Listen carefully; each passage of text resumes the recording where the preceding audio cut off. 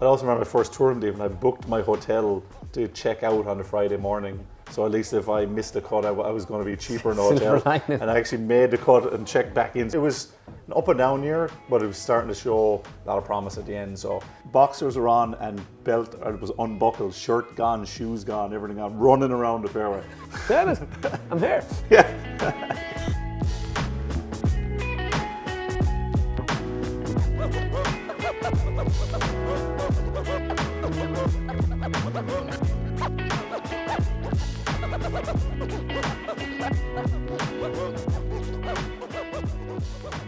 All right, so we're back inside. I've lost just by one against the person that plays golf all the time. I barely play, but anyway, I'm not saying I lost. I'm taking my L. How would you assess my game? Do you think there's hope? Yeah, it's pretty good. I mean, what do we play? Just about every drive is pretty good. I don't know what happened there. A couple of good putts.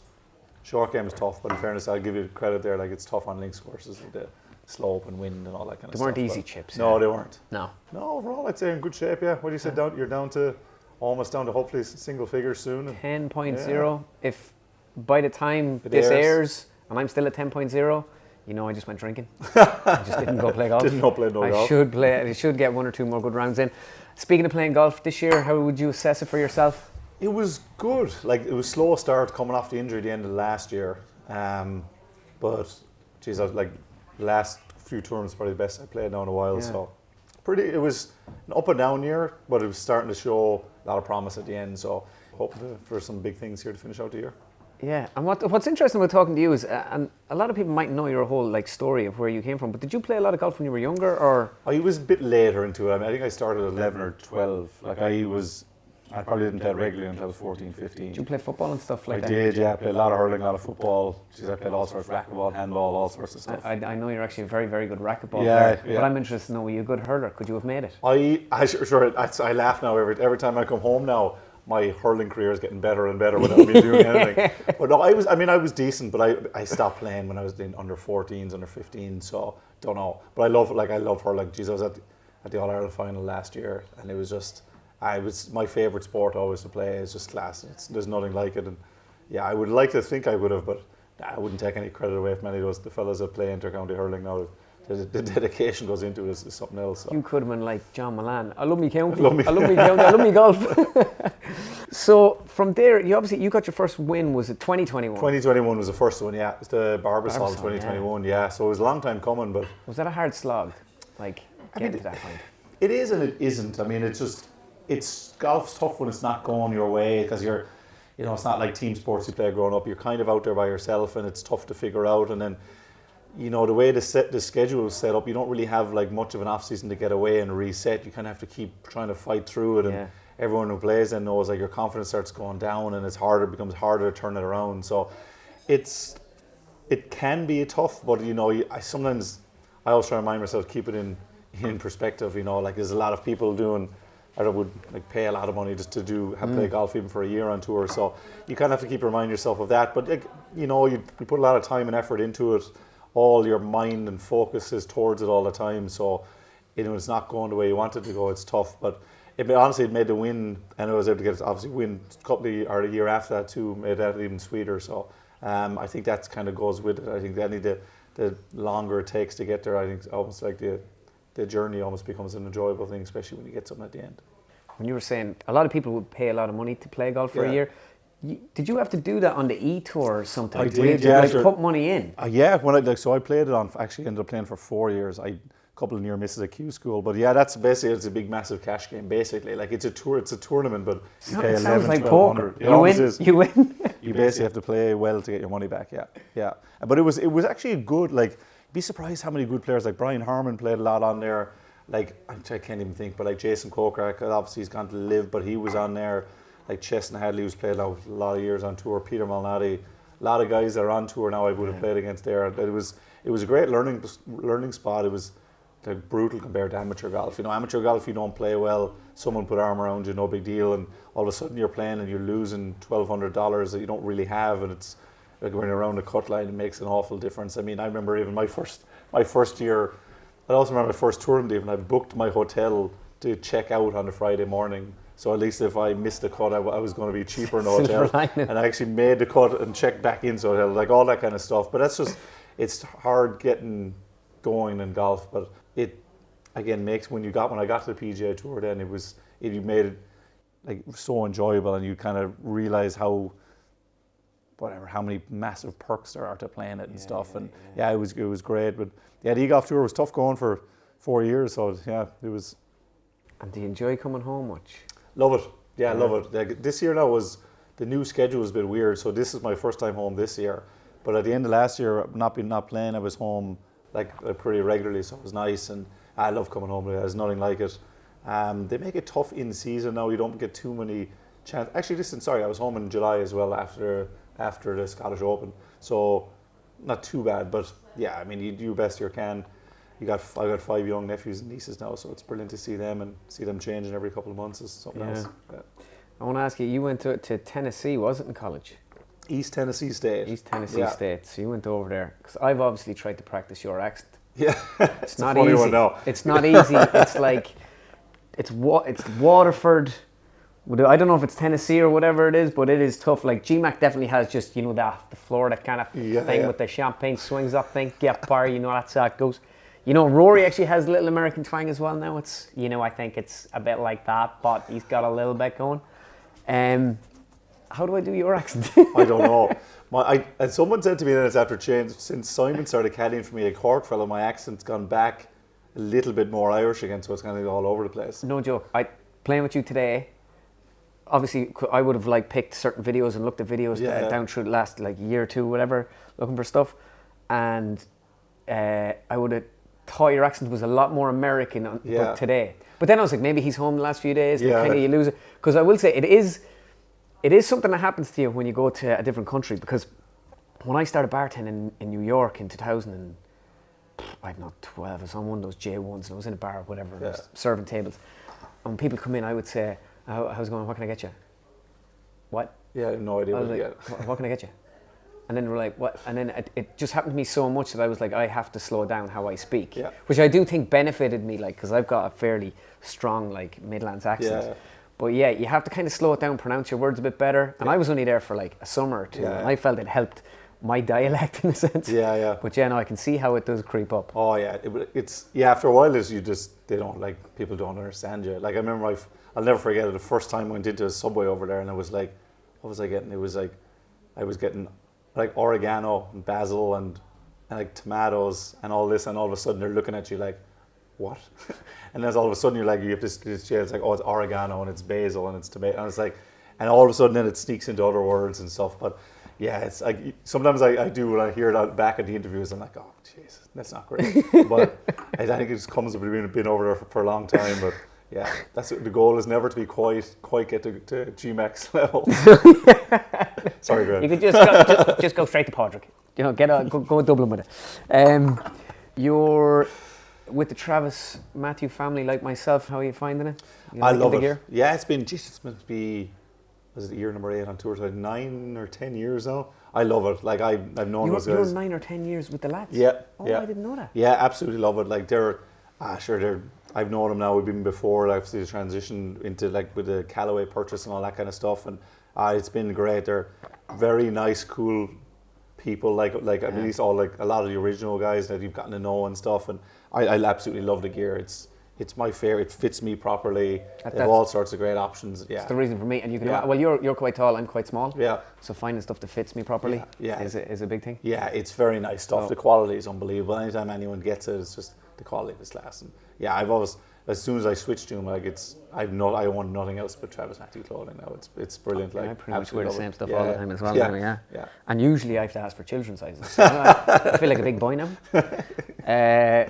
So goals for next year. What are the goals? Yeah, it's going to be it's a big goal for I'm going to have 6 tournaments over before the end of the year. So I finished 56. The FedEx thing is weird now, but I'm going to try. Big goals to finish you were 56 in the FedEx. Yeah, but I kind of continue now. So if you're not top 50, you kind of continue until the end of November, which is weird. So big goals to get a win before the end of the year, which will keep me in that top 60, which is big for some of the early elevated events. But for me next year, the goals are going to be going back to it's going to be get to the Tour Championship, It's going to be win, and it's going to be make Ryder Cup. Like, I obviously haven't made any, like, I'm little statistical goals and stuff that I look at the end of the year, but they're going to be realistically the big ones for 2025 for me.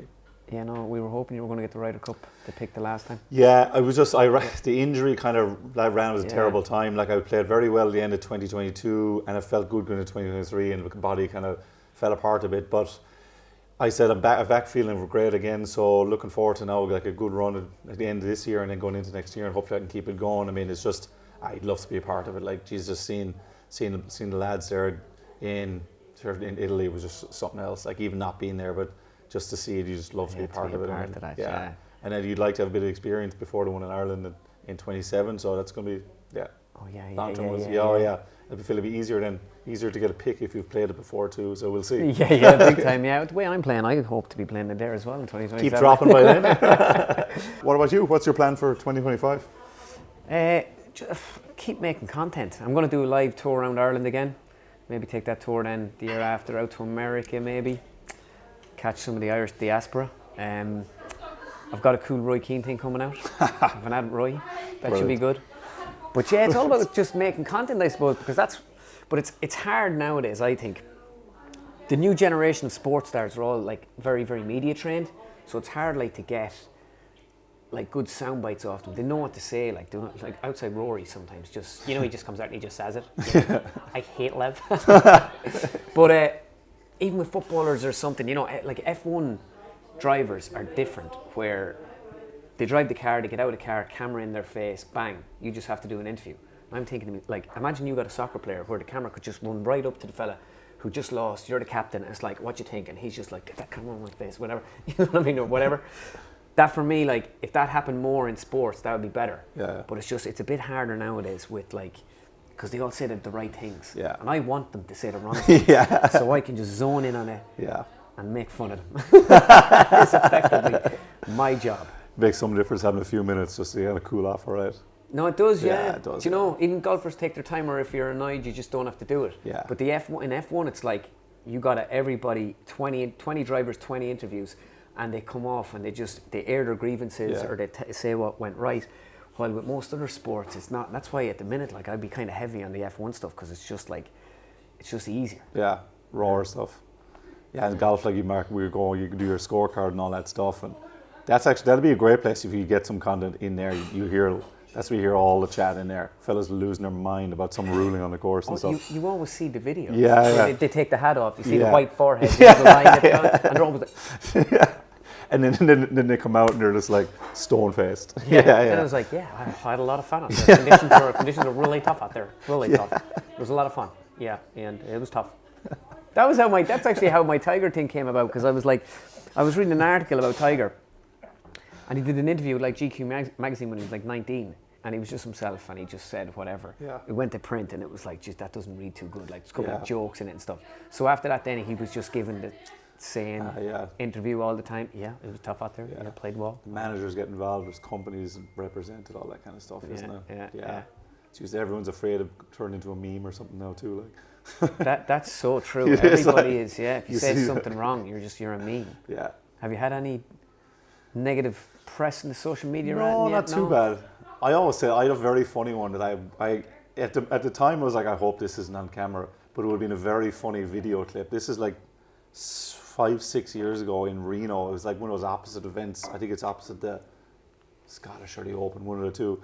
And I stood on a hornet's nest in the middle of like high rough looking for another fella's ball, and I was running around the fairway stripping clothes off. I was down to literally like boxers were on and belt was unbuckled, shirt gone, shoes gone, everything gone, running around the fairway. It would have been some moment to be caught on, but because it was like there wasn't many there, nobody caught it on video. It would have been some scene. The boys from TravisMathew would have been like, why did he take the clothes off? Yeah. Let them sting him with the TravisMathew stuff on him. Yeah, exactly. 10 lines out for the world. It would have been brutal, but it would have been some laugh. You mentioned Reno there. What I find crazy when I was just looking up stuff, right? You're born in Waterford. Yeah. Place of residence right now. Yeah. Viva Las Vegas. Las Vegas, Nevada. You live in Vegas. I do somehow, and I'm still alive anyway. You live in where, like the city or out? So there's actually nice, normal, like suburban life there too. Like I live in a place called Summerlin, 15 is 15 I've minutes been from there the twice strip. and I've never seen any of that. Oh yeah, just the strip is madness. Like, but I actually have a cousin from home that's been living there for 20 years, so he got me to move there, and I absolutely love it. Like you don't go to the strip that often, but it's just mental when you do. It's just there's nothing like it in the world. I also you gotta see Vegas once. It's just class. Oh yeah. But there's a normal life too. Like for me, it's I need golf. Golf courses are fantastic. Weather is very, very good most of the time. Travel's really easy, and it's in one of those no state tax places in the States as well. So it's perfect for me, and it's great fun because I get back. My off days are like Monday, Tuesday, Wednesdays, and a lot of places you go, it's pretty quiet. Vegas, 24 hours a day, doesn't matter what day. If you want to go out or do anything, like there's always space for it. Yeah. Do you ever go to any fights down there? No, I actually haven't. I've only ever been to a few of the weigh-ins. I gotta get to some of the fights. What weigh-ins were you? I was at a couple of McGregor ones. Just Big Mac, you know what I mean? You up the power. You up the power, the proper 12, the power whiskey, yeah. He puts on some show in fairness to him. He was class. He's unbelievable. He's unbelievable. I was at the Diaz weigh-in, 196. I was at the Diaz fight, and was at the Garden then 205. But they're spectacles. Yeah. Like it's a show. It's like you go to Coldplay or something and they put on this great planned show. He actually puts on a show and he just fights someone in the middle of it. Yeah, just happened to be fighting someone. Yeah, yeah. Geez, he's something else. Even when I've been in Vegas, I was in Vegas for a couple of fights. It's nothing like when the crowds he bring compared to some of the other fighters. It's actually mental. Like it's hard to believe. But well, Irish people do that. To be fair. Yeah, true. Yeah. When they rock into town. Yeah. Do you get tricolours come out of everywhere? Do you get the knock on the door at 3 a.m? Seamus, I'm here. Yeah. Yeah, I have noticed that since I moved to Vegas. A lot more people wanting to visit. But is there? Yeah, yeah. When I was in North thinking, Carolina. we're mates now. I might call it. Yeah, there you go. It's some city for entertainment. Jeez, get you in trouble. I'm not going to ask it. Don't worry, there's no follow-up questions. What happens in Vegas stays in Vegas. All right. He doesn't even live there. I was only joking. Seamus, absolute pleasure. Thanks very much. Thank you. Really, absolute legend. Thank you very much. Thanks.